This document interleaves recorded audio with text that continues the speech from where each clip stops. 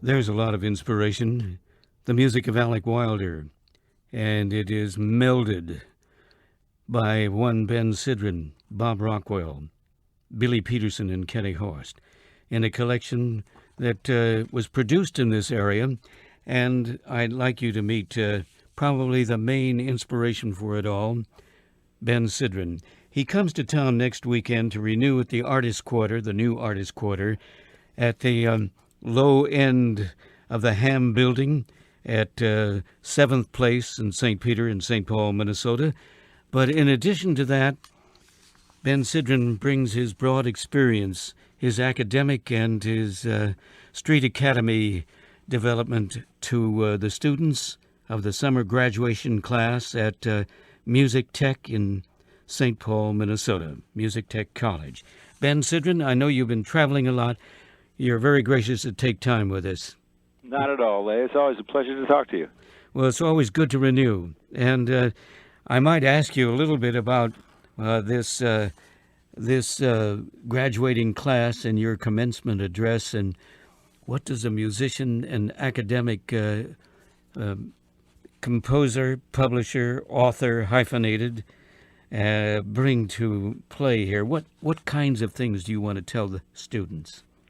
Well, my experience, although I'm an academic in history and sociology. My experience in music is very practical, and so I always feel it's a great opportunity to just sort of bring in some of the practical world to young people going into the music business so that they have some sense of what to look forward to, what's the good news, what's the bad news, what's the lay of the land, just sort of try to give them a quick overview of the business, because the time for studying is over for these students. Now they're going out into the world. And so my goal in talking to them is really to help ground them in the business and what they're going to find when they get there.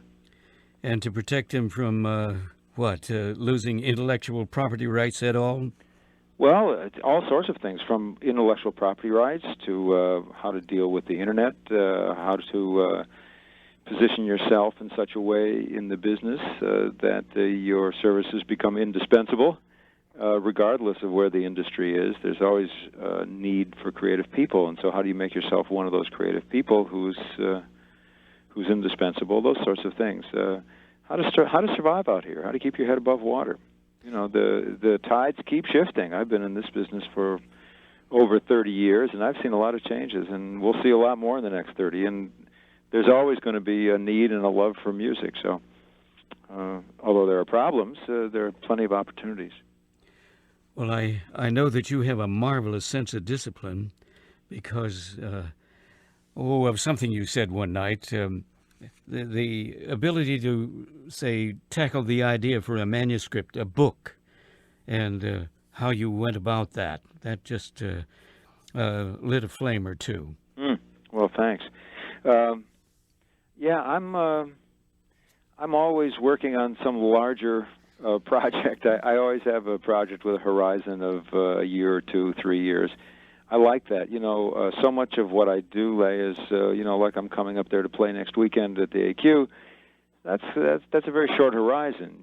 I know I'm going to be there next week. I know I'm going to play, and then after that, that's past. So much of my life is made up of these little short projects that I like to have larger projects, projects that take a year or 2. In the case of writing the last book, well, actually, you could say, because it's an autobiography, I guess it took 5 decades to write.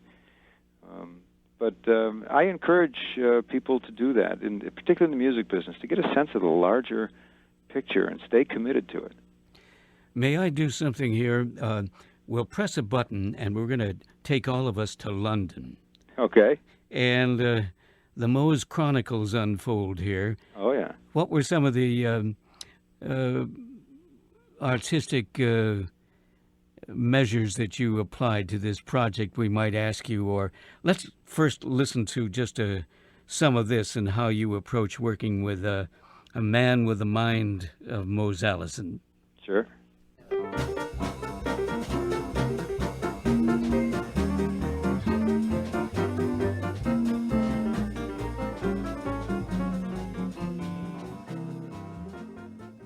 Show Well, here we are at the Pizza Express in London, and this is your project, isn't it? Well, I mean, this is I produced this record. This is true, but producing Mose Allison is really, you don't really produce Mose. Mose knows exactly what he wants to do. My job in these situations is just to clear the path and make sure he's able to do what he wants to do as comfortably as possible. I mean, what I did in this situation, having performed in the club myself and knew the lay of the land, I hired the engineers. I worked with Mose on the songs he was going to record. A lot of them are older songs that he hasn't done in a long time. So we talked about the repertoire and then the technical aspects of it, of mixing the record and sequencing it and doing little Pro Tools things to make the live aspect of it more seamless, you know, if we had to do some editing, stuff like that. But as far as the performance, that's Mose. That's Mose and a great group of musicians who he's worked with in London for maybe more than a decade. And, you know, when you produce a jazz record, you're not really doing what you're doing when you're producing a pop record. You produce a pop record and you might find yourself changing chords, changing tempos, changing structures of songs, that sort of thing, working with a vocalist for hours on end to get it perfect. When you make a jazz record with somebody like Mose Allison, you're basically, you know, clearing the path and, you know, building a runway in the jungle for the plane to land. And, of course, you selected these musicians from the United Kingdom, wasn't it? Well, yeah, you know, Mose is, and has for the last 10 years, I think, been going to London and playing 3 and 4 weeks at a stretch there. He's very, very popular in London. I mean, to the point where he's working there a couple months a year. And I think that's partly because his songs are so literate. His whole approach is such a dry, humorous thing. And that's very in keeping with the British, you know, sense of culture and sense of humor. You know, they're very literate. They have a very dry sense of humor. They love Mose Allison in England. And, of course, you know, Van Morrison and Pete Townsend and, you know, a lot of these people over there, Elvis Costello, they love Van Morrison. Well, I've been talking... I mean, I'm sorry, they love Mose Allison, forgive me. That's right. My mind just skipped a gear. And I shifted into second here. At any rate, Ben, I know you've been on a long day, and traveling these days isn't the easiest thing in the world. I want to thank you for taking time, and we look to this weekend, next Friday and Saturday, where all of us can sit in with you at the Artist Quarter and let you unfold some of your humor and your literate approach to this music. Thanks, Leigh. Thanks so much. It's true. I did. I literally just landed after traveling 11 hours. That's what traveling is like these days. But it's good to be home and great to talk to you, and I'll look forward to seeing you next week. Thank you very much. And I'm going to be one of those students, I think, and want to sit in the audience at Music Tech on August 11th. I'm going to call on you, Leigh. All right. Bye-bye. Bye-bye.